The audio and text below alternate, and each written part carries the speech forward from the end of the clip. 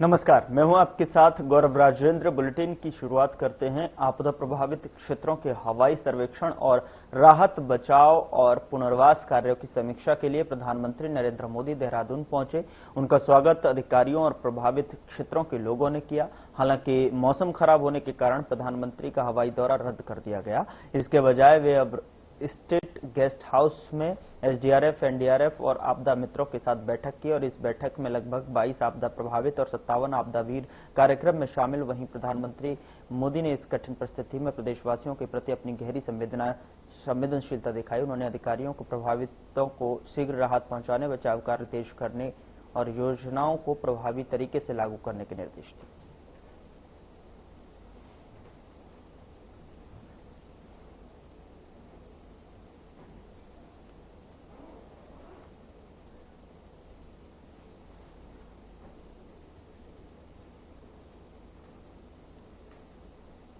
PM Modi का हवाई दौरा रद्द कर दिया गया है। राहत बचाव और पुनर्वास कार्यों की समीक्षा भी की गई है। साथ ही प्रभावित लोगों के साथ साथ एनडीआरएफ, एसडीआरएफ के जो लोग थे उनके साथ जो है मुलाकात की है और प्रभावी तरीके से कार्य योजनाओं को लागू करने के निर्देश भी दिए गए।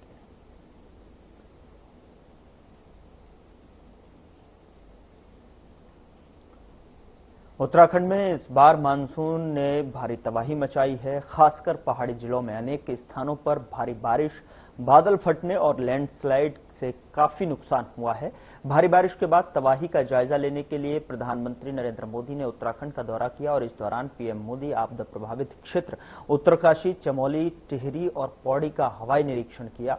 इसके साथ ही पीएम मोदी आपदा प्रभावित क्षेत्र के लोगों से भी मुलाकात की और इस दौरान मुख्यमंत्री पुष्कर सिंह धामी के साथ तमाम अधिकारी भी मौजूद रहे। पीएम मोदी के दौरे को लेकर जो है एयरपोर्ट की सुरक्षा के पुख्ता इंतजाम रहे।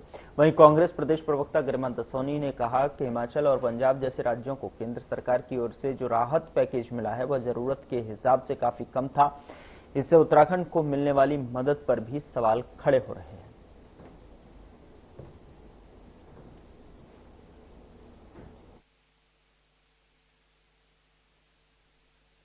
देखिए, निश्चित रूप से मुखिया हैं हमारे देश के, और जब जब हमारे जैसे पर्वतीय राज्यों पर विपदा आएगी या आपदा जैसा मंजर होगा तो हमारी अपेक्षाएं और आकांक्षाएं केंद्र सरकार से बढ़ेंगी, क्योंकि प्रधानमंत्री मोदी जी ने ही चुनाव दर चुनाव यहां आकर कहा है डबल इंजन की सरकार दो, प्रचंड बहुमत की सरकार दो, मेरा गंगा मैया से नाता है, मेरा केदार बाबा से नाता है, मेरा उत्तराखंड से पुराना नाता है। तो निश्चित रूप से उत्तराखंड की जनता भी टकटकी लगाकर हर कष्ट परेशानी में उनकी ओर देखती है। ऐसे में बहुत ज्यादा उम्मीदें तो उनसे नहीं है, क्योंकि हिमाचल प्रदेश और पंजाब में जिस तरह से 15-15, 1600 करोड़ वो बांट के आए हैं वो बिल्कुल नाकाफी है। हमारे वहां धराली की आपदा आई, फिर थराली की आपदा आई और पूरा उत्तरकाशी इस समय जो है वो कराह रहा है जख्मों से। उत्तराखंड में इस बार मानसून ने भारी तबाही मचाई है। खासकर पहाड़ी जिलों में अनेक स्थानों पर भारी बारिश, बादल फटने और लैंडस्लाइड से काफी नुकसान हुआ है। भारी बारिश के बाद तबाही का जायजा लेने के लिए प्रधानमंत्री नरेंद्र मोदी ने उत्तराखंड का दौरा किया। इस दौरान पीएम मोदी आपदा प्रभावित क्षेत्र उत्तरकाशी, चमोली, टिहरी और पौड़ी का हवाई निरीक्षण किया, जिसको लेकर कांग्रेस की प्रदेश प्रवक्ता डॉक्टर प्रतिमा सिंह ने कहा कि जो मांग मुख्यमंत्री पुष्कर सिंह धामी ने केंद्र सरकार से की है यह तो ऊंट के मुंह में जीरे के बराबर है। आज पूरा प्रदेश आपदाग्रस्त है। धराली से लेकर थराली तक, उत्तरकाशी से लेकर चमोली तक हर जगह लोग परेशान हैं।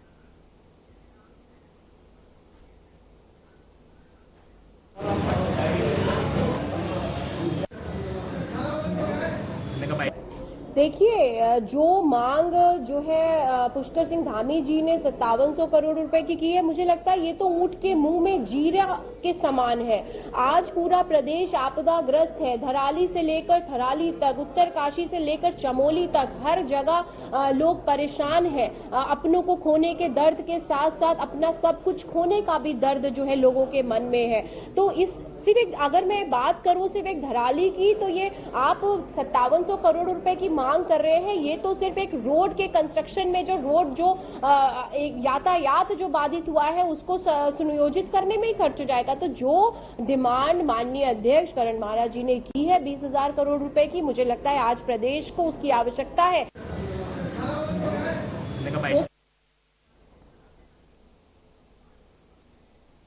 मुख्यमंत्री पुष्कर सिंह धामी ने 2 शहीद सैनिकों के आश्रितों को सरकारी नौकरी देने पर अपनी मुहर लगा दी है और जिसके बाद शहीद जोगेंद्र सिंह की धर्मपत्नी किरण को समूह ग के पद पर जिलाधिकारी कार्यालय टिहरी में और शहीद आदर्श नेगी के भाई अभिषेक नेगी को समूह ग के पद पर अधीक्षण अभियंता 8वां व्रत लोक निर्माण विभाग नई टिहरी के कार्यालय में सेवा योजित किया जाएगा। बता दें कि राज्य सरकार ने भारतीय सेना और अर्धसैनिक बलों के उत्तराखंड के स्थायी निवासी शहीद सैनिकों के आश्रितों को राज्याधीन सेवाओं में अनुकंपा के आधार पर सेवा आयोजित करने के लिए नियमावली निर्धारित है।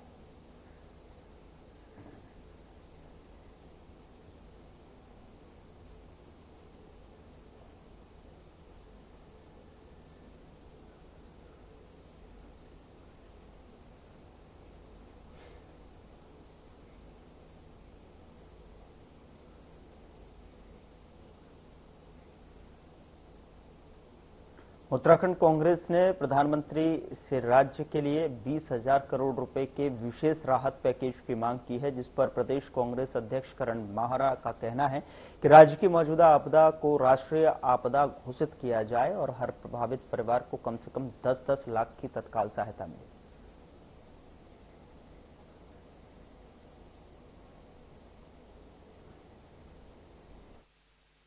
देखिए, मैंने पीएम मोदी से मांग की है कि उत्तराखंड को अलग से राहत पैकेज दी जाए और मैंने पत्र जिस दिन लिखा था उसमें और आज मेरे आंकड़ों में परिवर्तन आया है। मैंने 10,000 करोड़ की मांग की थी, सरकार ने 5700 करोड़ मांगा है। पर मेरा ये मानना है कि अकेले जोशीमठ को, जो पिछले वर्ष की घटना घटे पिछले 2 सालों में, जोशीमठ को ही ठीक करने में 6,000 करोड़ रुपए की आवश्यकता है। उसके अलावा आपने बहुगुणा ग्राम देखा होगा कर्णप्रयाग में, उसमें जो 35 मकान टूटे उन लोगों को अभी तक भी उसी स्थिति में रखा गया है।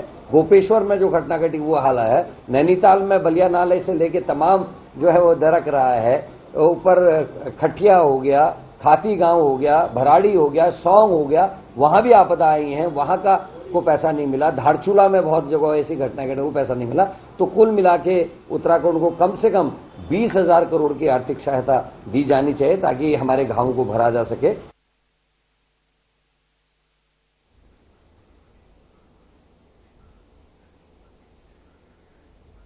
बीजेपी नेता के फ्लैट पर होम स्टे चलता है और जिसे एक समूह ने पार्टी के लिए जो है बुक करवाया था, जहां वीकेंड के दौरान देहरादून में बिना अनुमति के देर रात तक चलने वाली पार्टियों पर कार्रवाई के निर्देश एसएसपी ने पहले से ही जारी किए हुए हैं। तो वहीं इस दौरान राजपुर इलाके में एक बीजेपी नेता के फ्लैट पर देर रात पुलिस की एंटी नारकोटिक्स टास्क फोर्स ने छापा मारा, जिस पर पुलिस का कहना है कि मौके पर बिना अनुमति आधी रात तक पार्टी हो रही थी और वहां नशीले पदार्थों के सेवन की आशंका से वहां मौजूद सभी 11 लोगों की मेडिकल जांच करवाई गई।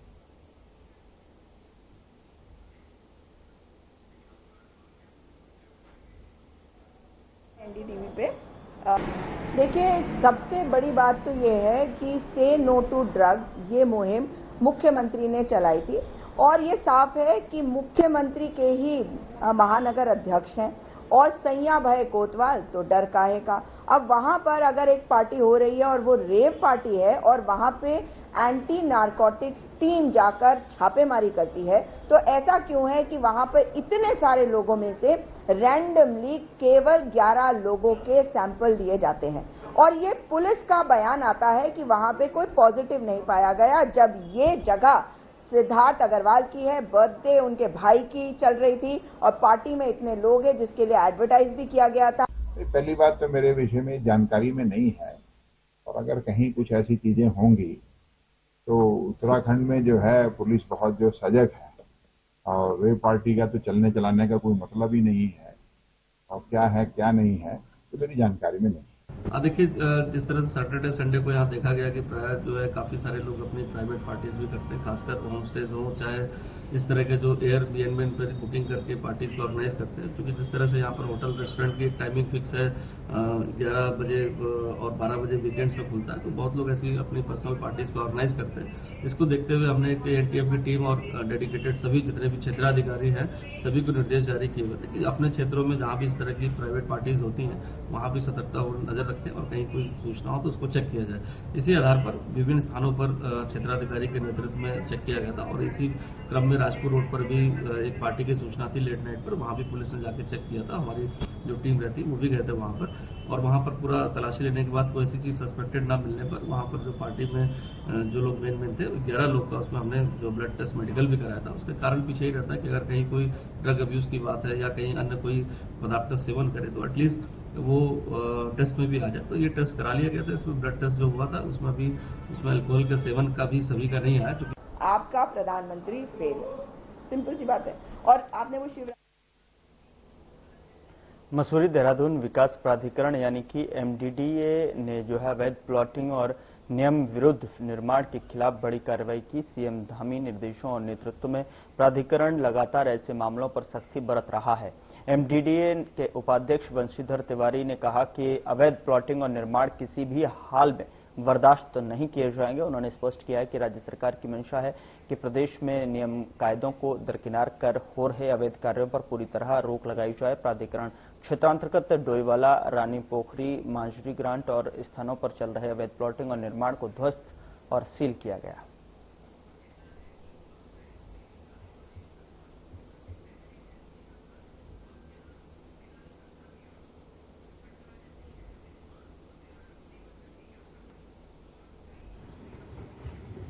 जैसा कि मैं बता रहा हूं, चूंकि जो मसूरी देहरादून विकास प्राधिकरण क्षेत्र है वो जो भू उपयोग होता है तो निर्धारित भू उपयोग के अनुसार ही आप मानचित्र स्वीकृत करा सकते हैं। लेकिन जो एग्रीकल्चर लैंड यूज है, एग्रीकल्चर लैंड यूज में अगर कोई घर बनाता है तो उससे मानचित्र स्वीकृति कार्रवाई नहीं हो सकती। तो जो आम जनता है उनके साथ कहीं न कहीं ये नुकसान करता है, उनके साथ धोखाधड़ी है। तो जो इस तरह के अवैध प्लाटिंग उनके खिलाफ हम लोग कार्रवाई कर रहे हैं ताकि आमजन छला न जाए।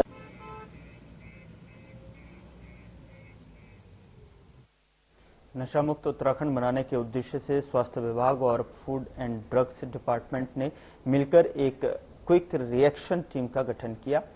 टीम तुरंत मौके पर जाकर स्थिति की जांच करती है और संबंधित उद्योगों से संवाद करती है। इसका उद्देश्य है सुनिश्चित करना है कि ड्रग्स कहां से आ रही है और उसका मूल स्रोत क्या है। स्वास्थ्य सचिव डॉक्टर R राजेश कुमार ने बताया कि क्विक रिएक्शन टीम सिर्फ कार्रवाई ही नहीं करती बल्कि जागरूकता फैलाने का काम भी करती है।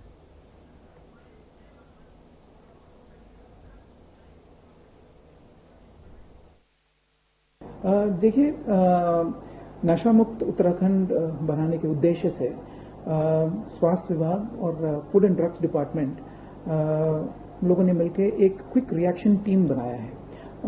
और क्विक रिएक्शन टीम की ये रिस्पॉन्सिबिलिटी रहती है कि जब भी कोई इस प्रकार का इंफॉर्मेशन हमारे साथ साझा किया जाता है कि फलाना सोर्स है और यहाँ से आ रहा है और यहाँ पे इस पर्टिकुलर यूनिट में मैन्युफैक्चर किया जा रहा है, तो उस चीज को ये quick reaction team immediately site पे मूव करके वेरीफाई करती है और इंडस्ट्री के साथ इंटरेक्शन भी करती है।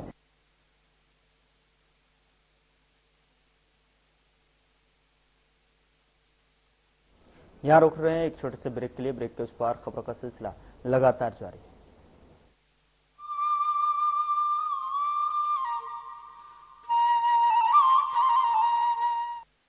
क्या रंग खिला, क्या रूप सजा, मैं ही नहीं दुनिया ने कहा।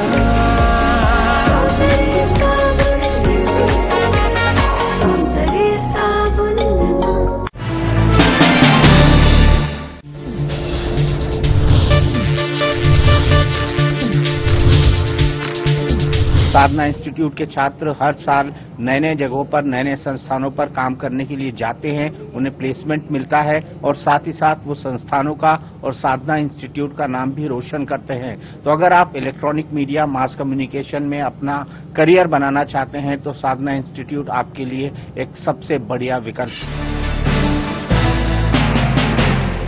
क्या आप दुबले पतले कमजोर हैं, आपकी सेहत नहीं बनती, भूख कम लगती है, वजन नहीं बढ़ता? दरअसल मेन बात खाना पीना खाना नहीं है, मेन बात है खाया पिया लगना।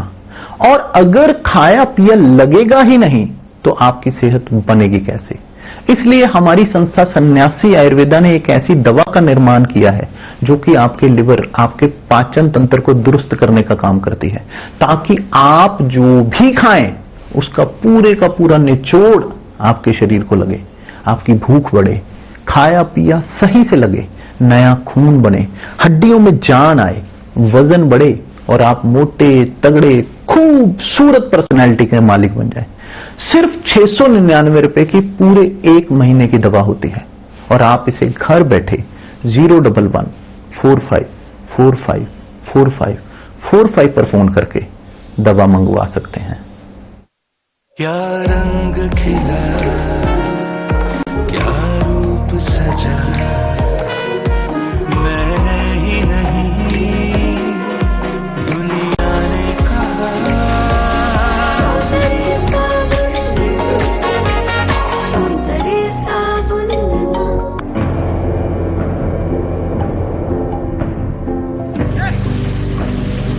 कभी पानी की कमी से सूखते उत्तराखंड के इन खेतों में अब लहलहा रही हैं फसलें।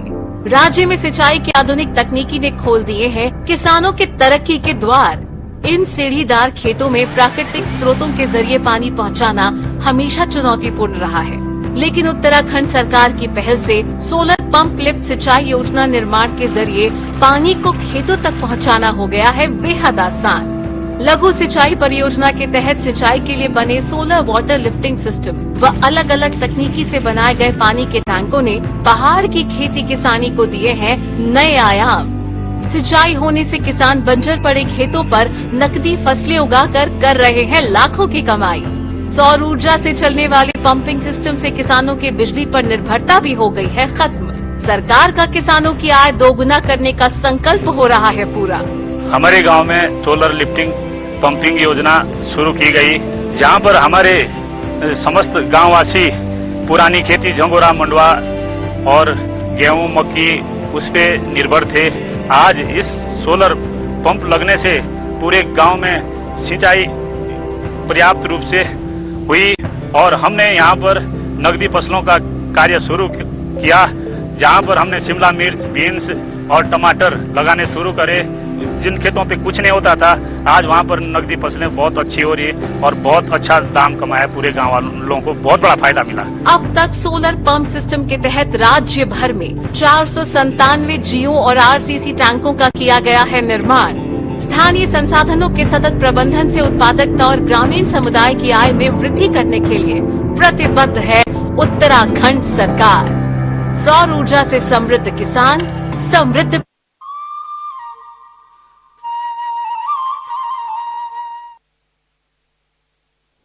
ब्रेक के बाद स्वागत है आपका। खबरों में आगे बढ़ते हैं। मुनिकीरेती की एसबीआई शाखा में बैंक प्रबंधन की सुरक्षा को लेकर बड़ी लापरवाही देखने को मिली है। बैंक में कोई भी सिक्योरिटी गार्ड तैनात नहीं मिला। पुलिस ने इस बड़ी लापरवाही को गंभीरता से लिया और बैंक मैनेजर को तत्काल सिक्योरिटी गार्ड तैनात करने के लिए कहा। साथ ही जल्द निर्देशों का पालन नहीं होने पर कानूनी कार्रवाई की चेतावनी भी दी है। बता दें कि पुलिस कप्तान आयुष अग्रवाल के निर्देश पर मुनिकीरेती क्षेत्र के सभी बैंकों का पुलिस ने निरीक्षण किया और इस दौरान सुरक्षा के तमाम इंतजामों को परखा, लेकिन यहां की एसबीआई शाखा में सिक्योरिटी गार्ड मौजूद नहीं था, जिस पर बैंक मैनेजर से बात की गई।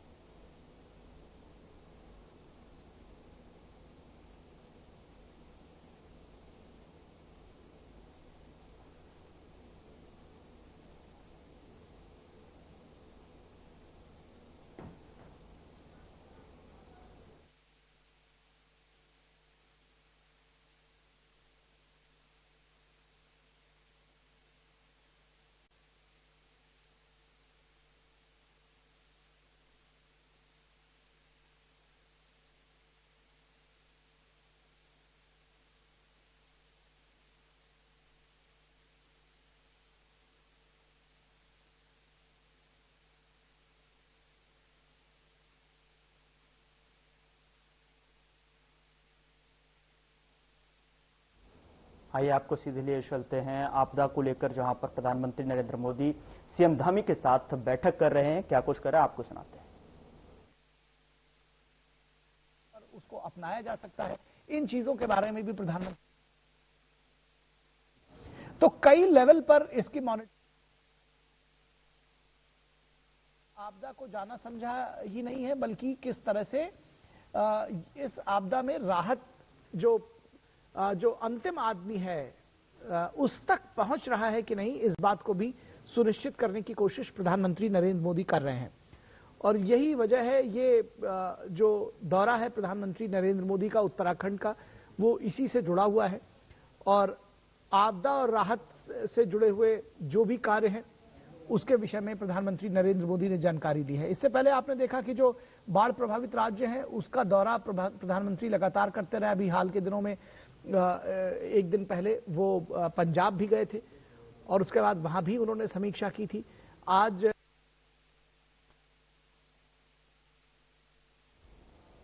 आगे बढ़ते हैं। हरिद्वार में ढोंग और आडंबर के नाम पर जो है भोले भाले लोगों को गुमराह करने वालों पर पुलिस का शिकंजा कसता जा रहा है, जहां वरिष्ठ पुलिस अधीक्षक के निर्देश पर ऑपरेशन कालनेमी के तहत लगातार प्रभावी कार्रवाई जारी है, जिसके तहत कोतवाली नगर पुलिस के साधु संत का भेष बनाकर लोगों को ठगने वाले 6 ढोंगी बाबाओं को हिरासत में लिया गया है। बता दें कि पकड़े गए सभी आरोपी साधु भेष बनाकर भोले वाले श्रद्धालुओं की धार्मिक भावनाओं से खिलवाड़ कर ठगी का खेल खेल रहे थे।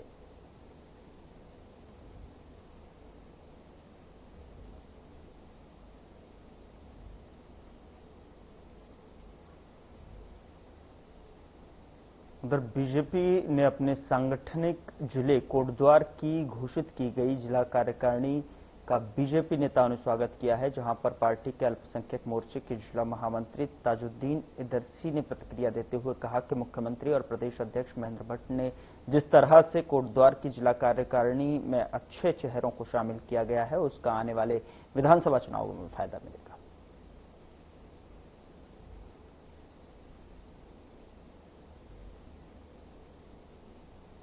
संगठन में जो जगह दी गई है वो सारे अच्छे लोग हैं और सही निर्णय है। ये हमारे संगठन का अच्छे लोगों को जगह दी गई है।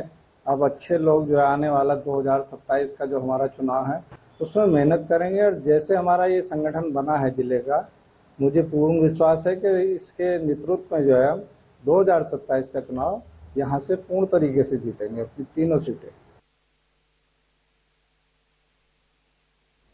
देहरादून मेडिकल कॉलेज एवं अस्पताल में आयुष्मान योजना के तहत भर्ती मरीजों की सीट जो है सीटी स्कैन और एमआरआई जांच पिछले कई दिनों से ठप है। रोजाना औसतन 60 मरीज इस योजना के तहत भर्ती होते हैं, जिनमें से करीब 15 को इन जांचों की आवश्यकता होती है, लेकिन पैकेज कोड की जटिलता और तकनीकी कारणों के चलते यह जांचें संभव नहीं हो पा रही हैं और इस कारण मरीजों को पैसे खर्च करके जांच करानी पड़ रही है। डॉक्टर सीटी स्कैन, एमआरआई जांच की सलाह दे रहे हैं, लेकिन तीमारदार आयुष्मान काउंटर पर पहुंचते हैं तो बताया जाता है कि यह जांच फिलहाल इस योजना के तहत नहीं हो सकती।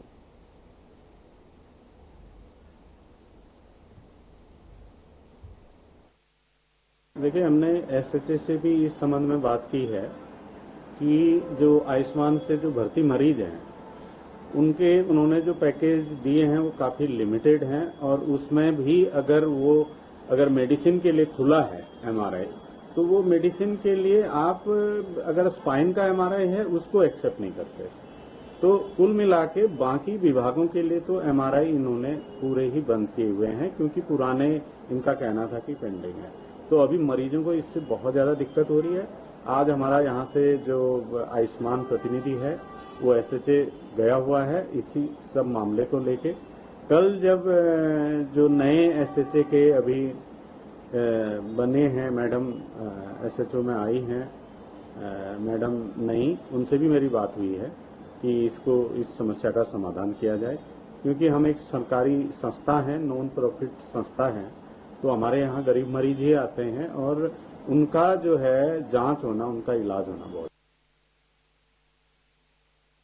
हरिद्वार के कनकल क्षेत्र स्थित जगजीतपुर के रिहायशी इलाकों में जंगली जानवरों की घुसपैठ से स्थानीय लोगों में दहशत का माहौल है। दिन दहाड़े हाथियों के झुंड के आने की आशंका ने नागरिकों की चिंता और बढ़ा दी है। जगजीतपुर कॉलोनी और आसपास के इलाकों में बीते कुछ दिनों से जंगली जानवरों की दस्तक लगातार बढ़ी है।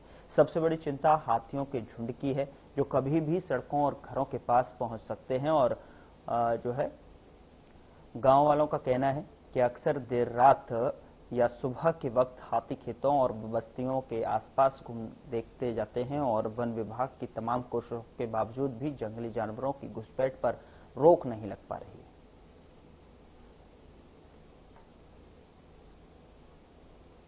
फिलहाल बुलेटिन में इतना ही। नमस्कार।